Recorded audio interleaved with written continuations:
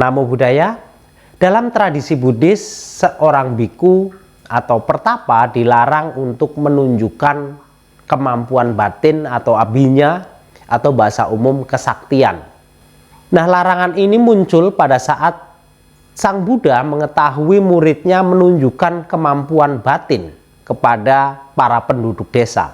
Dikisahkan pada zaman Sang Buddha ada seorang biku bernama Pindola Bharadwaja. Ketika kembali ke wihara setelah mencari pindapata atau mencari dana makanan, beliau melihat sebuah sayembara. Ada seorang hartawan asal Rajagaha ingin mengetahui apakah masih ada seorang pertapa atau brahmana yang dapat menunjukkan kemampuan batin atau menunjukkan kesaktian. Hartawan ini kemudian mengikat sebuah bokor cendana atau sejenis mangkok dari kayu cendana di atas tiang bambu. Dan siapa saja yang dapat mengambil bokor cendana tersebut tanpa memegang atau tanpa menyentuh tiang bambu boleh memiliki bokor tersebut. Sudah beberapa hari berlalu tapi belum ada satupun pertapa atau brahmana yang mengambil atau berusaha untuk mengambil bokor tersebut. Hartawan ini merasa kecewa dan bermaksud menutup sayembara karena berpikir tidak ada lagi orang sakti di dunia ini. Nah, kemudian Biku Pindola Bharadwaja tiba di tempat itu dan dengan kekuatan kesaktiannya atau kekuatan gaibnya, beliau terbang ke angkasa dan mengambil bokor tersebut. Selanjutnya beliau kembali menunjukkan kekuatan batinnya dengan cara terbang ke angkasa mengelilingi kota Rajagaha sebanyak 3 kali. Semua orang kemudian kagum dan membicarakannya di mana-mana. Peristiwa tersebut menjadi topik pembicaraan di kalangan para biku dan Sang Buddha mendengar suara tepukan atau tepuk tangan dari para penduduk.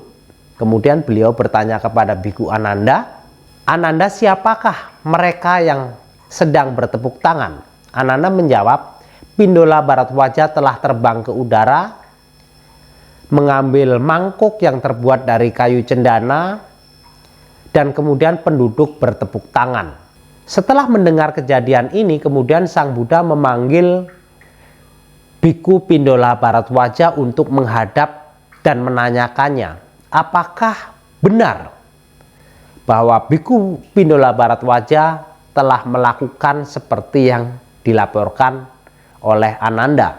Bante Pindola Bharadwaja mengiyakan bahwa beliau telah melakukannya.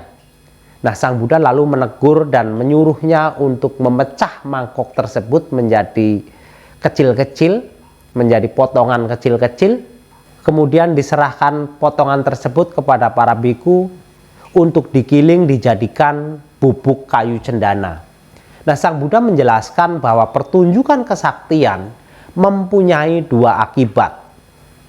Yang pertama, bagi siapa saja yang percaya akan bertambah keyakinannya.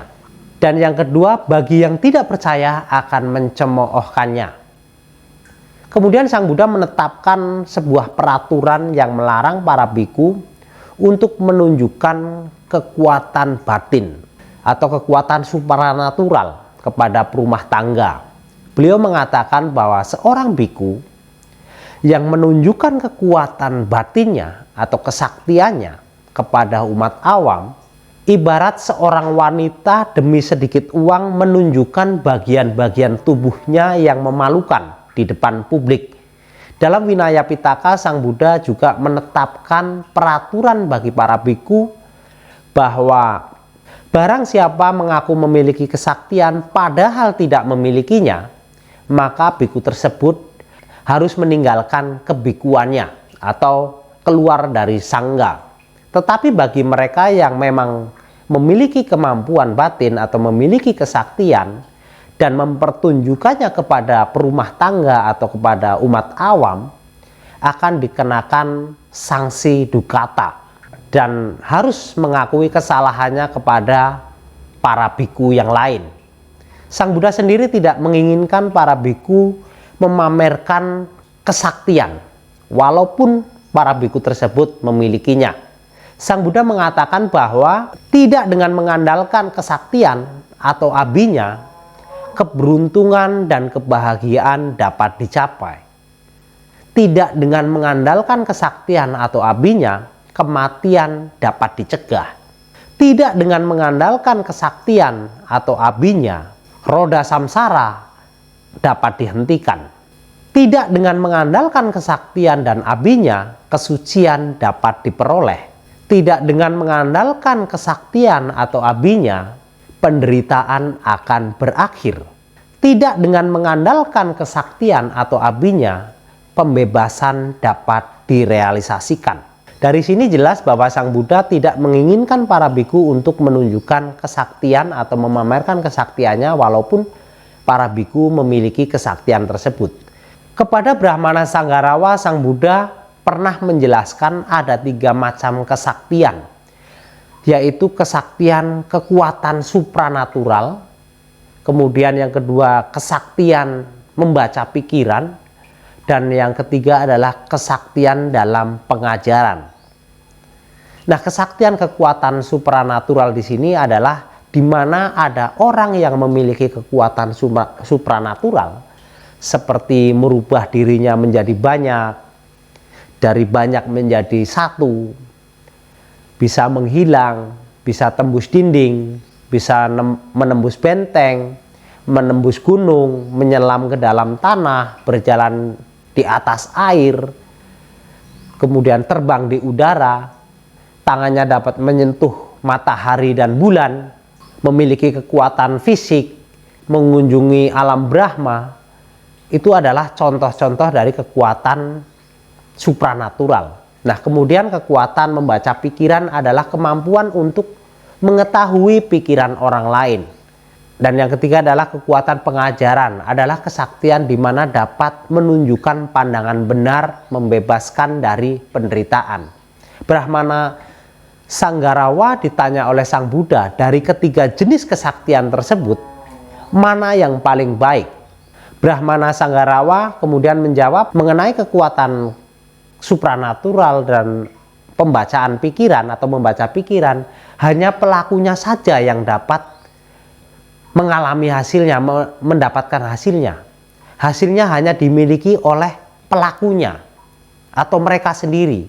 Tetapi mengenai kesaktian pengajaran inilah yang paling tampak sebagai yang paling bagus di antara kesaktian yang lain. Karena dapat dirasakan manfaatnya tidak hanya oleh dirinya sendiri, tetapi bisa dirasakan oleh orang lain untuk kebahagiaan. Demikianlah sahabat siswa Buddha sekilas tentang mengapa para biku dilarang oleh Sang Buddha untuk menunjukkan kemampuan batin walaupun para biku tersebut memiliki kemampuan batin atau abinya. Terima kasih. Namo Buddhaya.